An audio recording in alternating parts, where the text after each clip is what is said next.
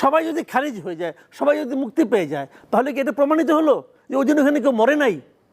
আইবুর রহমানকে ডায়রিয়াতে মারা গেছে নাকি?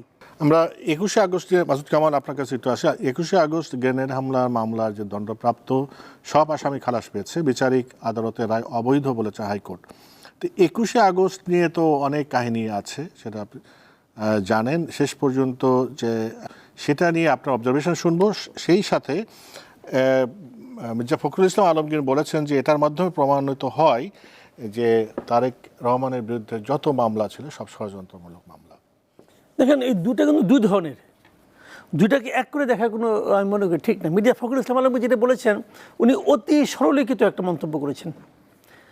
21শে আগস্টে যে রায়টা হয়েছে, আপনাকে রায়টা দেখতে হবে হাইকোর্ট কেন এই রায়টাকে করেছে, ভেবে দিয়েছে।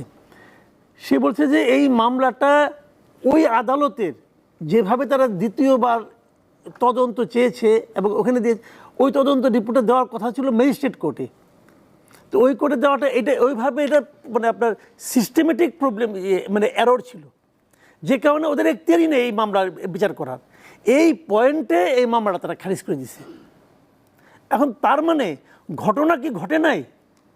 21শে আগস্ট কি বোম ফুটে নাই? ওখানে কি গ্রেনেড ফুটে নাই? সবাই যদি খারিজ হয়ে যায়, সবাই যদি মুক্তি পেয়ে যায়, তাহলে কি এটা প্রমাণিত হলো যে ওই জন্য ওখানে কেউ মরে নাই? আইবুর রহমানকে ডায়রিয়াতে মারা গেছে নাকি? আইবুর রহমান কিন্তু গ্রেনেড খাইয়ে মারা গেছে। তো এখন ওই যে 23 জন মারা গেছে, 300 জন আহত হয়েছে, সবই তো সত্য।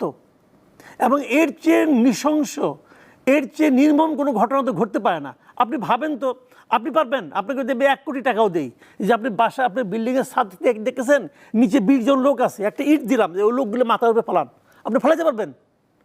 পারবেন না। যে কার মাথায় পড়ে?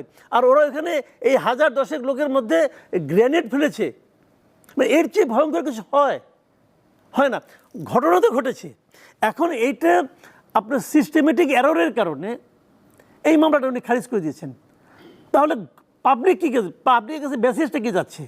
যে মেসেজটা মির্জা ফখরুল ইসলাম আলমগীর দেওয়ার চেষ্টা করছেন, যে এতে প্রমাণিত হয় যে ওনারা সবাই নির্দোষ, হয় না। তাহলে এখন কি হবে? এখন কীভাবে আমি বলতে পারবো না। আমার মনে হয় এই মামলা তো হতে হবে, হওয়া উচিত, তো একটু সুবিচার হতে হবে না? যে লোকগুলি মারা গেছে, ভাই কে মারছে? তার শত্রু পক্ষ মারছে না মিত্র পক্ষ মারছে? That is not important. Important হলো মারা হয়েছে কিনা। মারা তো হয়েছে, তো যারা মারা গেছে, যারা আহত হয়েছে, তারা কি বিচার পাবে না? এই বিচার কে নিশ্চিত করবে? রাষ্ট্র নিশ্চিত করবে। এটা তো রাষ্ট্রের দায়িত্ব। আপনি হাইপোথেটিক্যালি ধরেন যে ডক্টর ইউনূস নাই, এখনো হাসিনা সরকার আছে, এই রায় কি এরকম হইতো না তো রে ভাই? এটা তো বুঝেন আপনি, হইতো না। 21 তারিখে যখন বলল যে এই ডেথ রেফারেন্সের শুনানি শেষ, যে কোনো সময় রায় দেওয়া হবে, আমি ওই দিনের আজকে বসে বসে আমি পড়তেছিলাম, 21 তারিখে যখন শুনানি শেষ হয়ে গেলো, প্রথম আলোতে ওই নিউজটা আসছে, আমি ওই নিউজটা পড়তেছিলাম। প্রথম আলো ওই নিউজের নিচে 32টার মতো কমেন্ট আছে ওই দিনের ডেটেই, এবং 21 তারিখে লোকে কমেন্ট করতেছে সবাই মুক্তি পেয়ে যাবে। তার মানে কি এই মানুষগুলি কি গণক না? এই মানুষগুলির মধ্যে এক ধরনের পারসেপশন তৈরি হয়েছে যে সরকার চেঞ্জ হলে আমাদের বিচার বিভাগ এরকম হয়ে যায়। এই যে পিপলস পারসেপশন, এটার উপর ডিপেন্ড করা যাবে না, বাট এটাকে আপনি ইগনোর করতে পারবেন না। This reality. তো এখন সেই পারসেপশন তো সত্য হচ্ছে। এখন যে ওই মন্তব্যটা, যারা ওই মন্তব্যটা, একজন জন, আমি 4-5 জন পেয়েছি যারা মন্তব্য করছে, যারা ওই মন্তব্যগুলি করছেন, তারা কি আইনি মারপেস বুঝেন না তো?